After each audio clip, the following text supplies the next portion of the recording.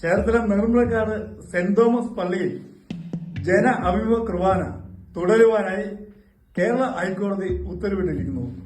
ഇതോടെ എറണാകുളം അതിരൂപതയിൽ കഴിഞ്ഞ കുറച്ചു കാലമായി നിന്നിരുന്ന അസ്വസ്ഥതകൾക്ക് ശാന്തി വരുത്തുന്നതിന് വേണ്ടി ആർച്ച് ബിഷപ്പ് റാഫേൽ തട്ടിൽ പിതാവും മാർ ജോസഫ് പ്ലാമ്പാനിയും ചേർന്ന് നടത്തിയ സമവായ സർക്കുലർ നിയമപരമായ സംരക്ഷണം ലഭിക്കുന്ന രീതിയിലേക്ക് കാര്യങ്ങൾ എത്തിയിരിക്കുകയാണ്.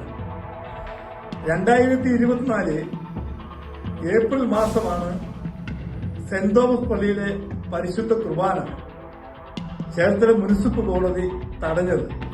അതിന് കാരണം MBMSന്റെ രണ്ടുപേർ നൽകിയ ഹർജിയാണ്.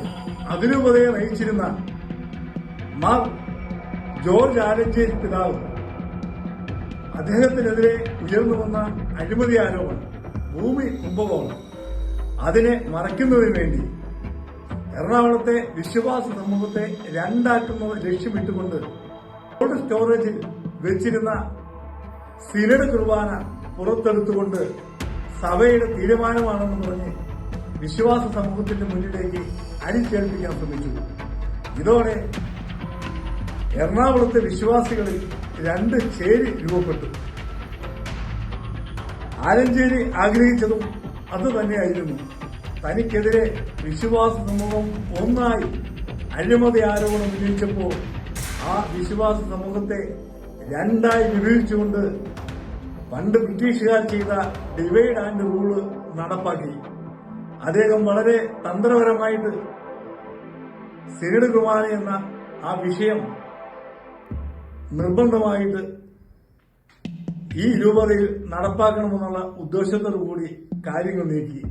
അതോടെ കാലങ്ങളായി ജന അഭിമുഖ കുർബാന കണ്ടുകൊണ്ടിരുന്ന വിശ്വാസ സമൂഹം അതിനെതിരായിട്ട് രംഗത്ത് വന്നു.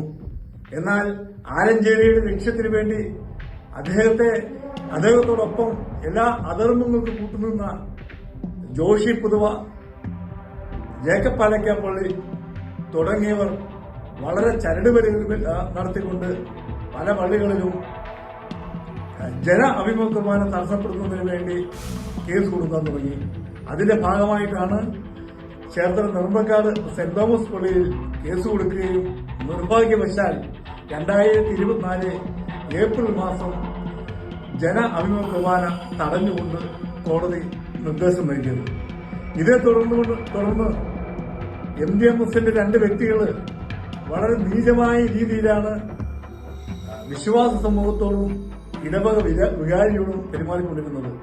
ഇടവക വികാരിയായ ഫാദർ ജോയി പ്ലാക്കൽ ഈ നീക്കങ്ങളെയൊക്കെ ശക്തമായ രീതിയിൽ പ്രതിരോധിച്ചു.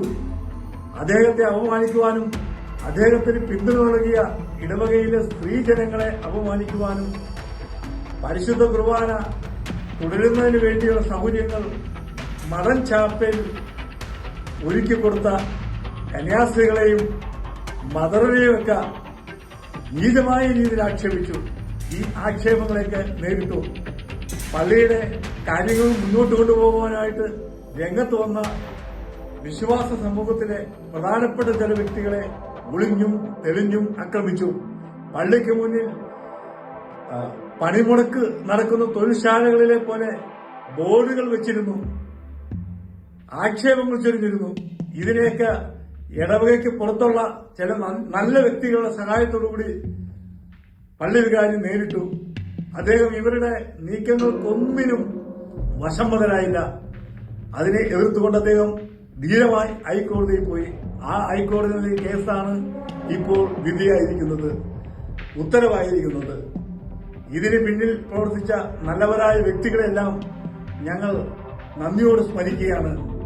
ഈ കേസിൽ നമ്മൾ വിജയത്തിലെത്താനുള്ള പ്രധാന കാരണങ്ങളൊന്ന് അൽമായ മുന്നേറ്റം നടത്തിയ ധീരമായ പോരാട്ടം, ഷൈജു ആന്റണിയുടെ നേതൃത്വത്തിൽ എറണാകുളത്ത് നടത്തിയ പോരാട്ടം, നമ്മുടെ വൈദികർ നടത്തിയ പോരാട്ടം, അവരെ അനുഭവിച്ച ത്യാഗം, അവരേറ്റ മർദ്ദനം, അതിന്റെ എല്ലാം ഗുണകരമായ ഘട്ടമാണ് ഇപ്പോൾ ഉണ്ടായിരിക്കുന്നത്.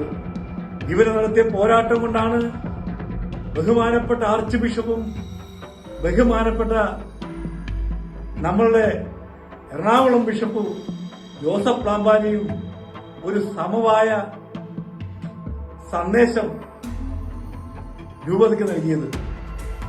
അവർ നൽകിയ സമവായ പ്രകാരം ഞായറാഴ്ചകളിൽ ഒരു സിനഡ് കുർബാനയും മറ്റ് ദിവസങ്ങളിൽ ജന അഭിമുഖ കുർബാനയും തുടരാം എന്നതായിരുന്നു നിർദ്ദേശം. ആ നിർദ്ദേശമാണ് കേരള ഹൈക്കോടതി ഇപ്പോൾ സ്വീകരിച്ചിരിക്കുന്നത്. ഈ നിർദ്ദേശത്തിന്റെ അടിസ്ഥാനത്തിൽ എന്റെ വ്യക്തിപരമായ നിഗമനത്തിൽ ഇപ്പോൾ എറണാകുളം ബസിലിക്കയിൽ ഉണ്ടായിരിക്കുന്ന പ്രശ്നങ്ങൾക്കും അന്തിമ പരിഹാരം ഉണ്ടാകുമെന്നുള്ളതാണ് എന്റെ വിശ്വാസം. ഈ നിയമ നടപടികൾക്കും പോരാട്ടങ്ങൾക്കും പിന്തുണ നൽകിയ സകലർക്കും എന്റെ അഭിവാദ്യങ്ങൾ.